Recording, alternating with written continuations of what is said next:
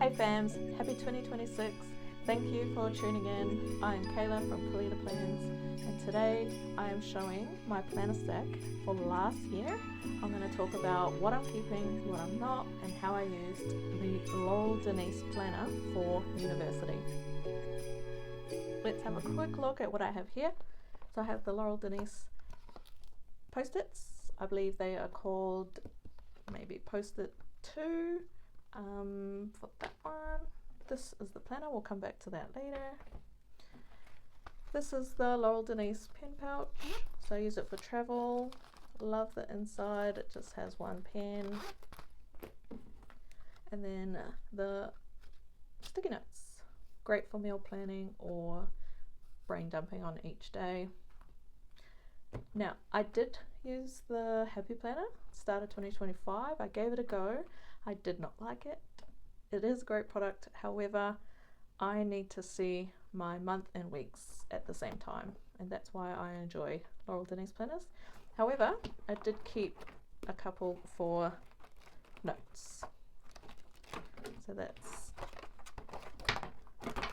that one, and then this one has a pouch or pocket, sorry, on the front. I use these for work. So I also have meeting notes, to-do lists, things like that. So let's pop those off to the side. I have the to-do list from Steph Pace. These are really great for when I have really full-on days or we have a massive schedule.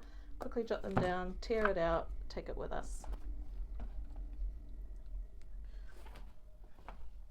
So let's get stuck into the originally called Project Planner. This is the Honeybee, I believe, cover. Let's give it a quick look. It is not currently on the website, as this is the 2025 release. Let's go in. So I kept it super simple. Over here we have, I cut a little pocket in there, and then I used the big pocket just for receipts or anything, or uni notes. And then they have their welcome and QR codes for anyone that's new. So I did not use this too much, however it was a great help to get me started. I originally, because I'm based in Australia, I printed out all of the Australian dates and pasted them on there. They were super helpful, but I won't use them for this year. So I did receive this planner in February, I believe. So I just used this as information brain dump, basically. I made a little game over here, things I wanted to do, and I'll colour in a square when I did it. Didn't keep up with it, but it was better than leaving it blank. February is when I actually got stuck into it, so I got a lot of appointments over here. I broke my units up into columns, and then I did a bit of a to-do list. The habit tracker down the bottom was great because I was able to put things that I needed to do quite regularly, so research and doing a lot of chats online with fellow students. It has March. I was able to put my lecture and tutorials and color code them dependent on the unit. This side I did it a little, sorry about that. This side I did it a little bit different.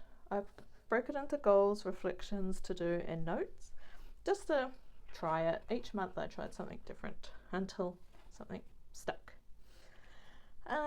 So here it got really intense because assignments were due and exams were coming up. So this side I broke it up into semesters, weeks. Week 6, 7, 8, 9.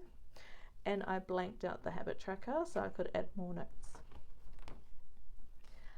Here I started to get a bit more decorative. I noticed the more aesthetically pleasing it was, the more I'll be likely to use it. So these are from Live, Love, Posh. And then this side again I carried on with the weeks, so week 10, 11, 12, and then I just used the habit tracker down the bottom. This was basically when my exams were due, so I broke my exams up into weeks and just put keynotes here. I was working from a notebook as well, or a lecture book at A4. July was a bit of a break, so I was able to just relax a little bit and then get my notes for next semester. And then I was back into it again. So August, I liked the idea of highlighting in boxes and then ticking them off as I went. I also loved the idea of blocking off Saturday, Sunday, because this was uni. I didn't have any classes on the weekends and I was usually able to get stuff done during the week. And then I broke these up into lectures, tutorials, and some keywords, and I kept the habit tracker.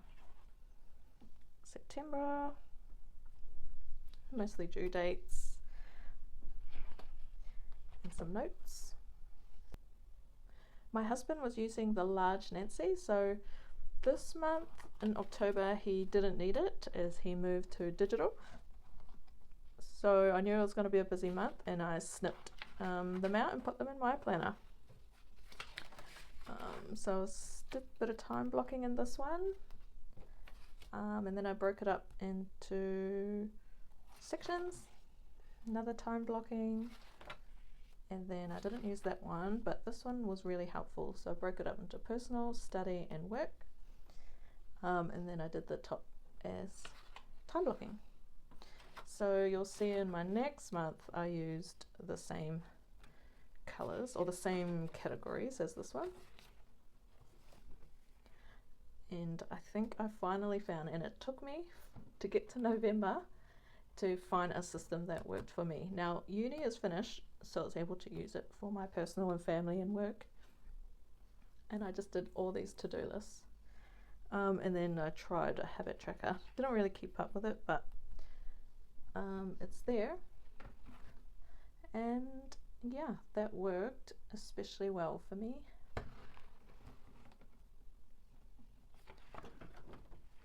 And again, I used it in December, but I also have another one now that I have moved into. So that is how I used it each month.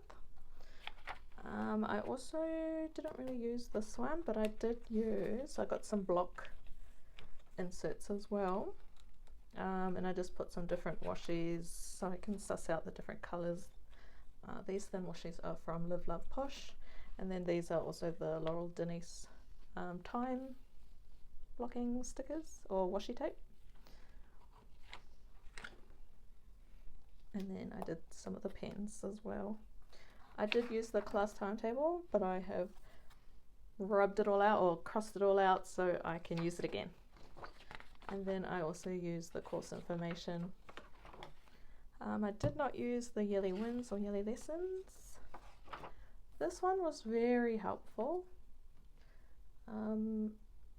So I put all my assignments that were due, colored coded them, and then I put in the study weeks, highlighted them. The dotted ones are the breaks, and then I also colored the weekends so I know roughly how long I have to complete each one. And then I just used this. It was very helpful. I then broke each unit down according to their assignments. So I had an oral presentation then, and then I developed a resource and learning activity over here. So the top one was I blocked every time I did something. So search for an article, made notes from an article, asked questions, and then I blocked it in. That was helpful. It helped me engage with the material. This one I decided to do a timeline. So the first 4 weeks or days, the first 4 days, I would do task 1, then the second 4 days 2, and then so on and so on. And then if anything went over, say if this one went over, then I knew that I would have to cut into these blocks. And then I've just blocked this off as well. And then I also did the same with this unit as well.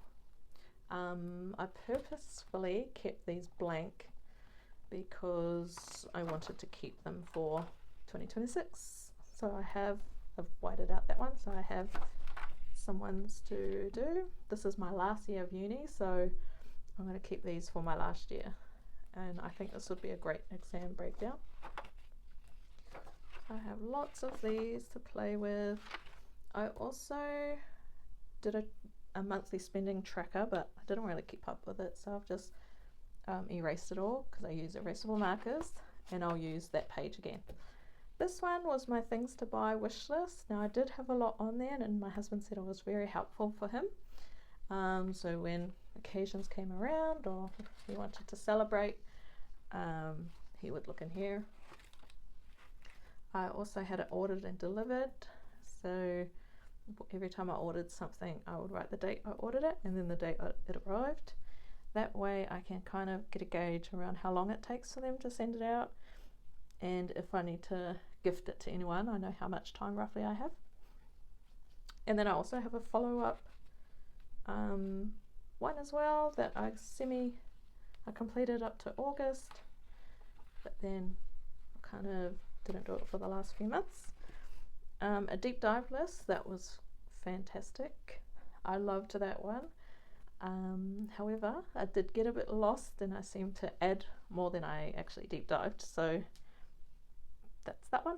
And then I had a relationships one, so I focused on a list of people that I wanted to maintain my relationships with, and I noted down, and I have another note back here.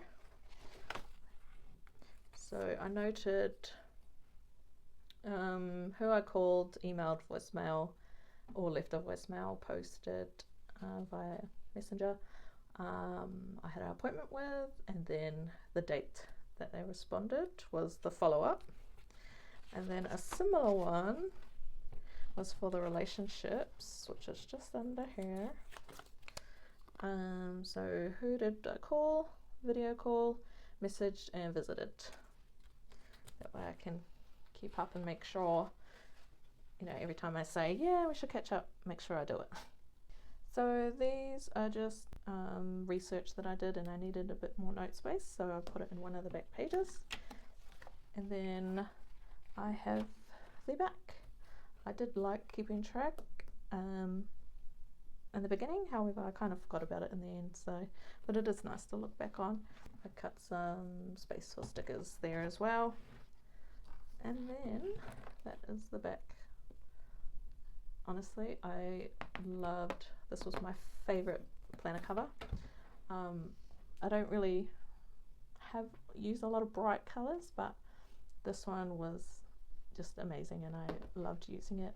What didn't work? I have been using Laurel Denise since 2023, and I don't know why I looked to a different planner, but I will be definitely staying with her. Hey fams, thanks again for tuning in. Keep an eye out for my planner stack for 2026.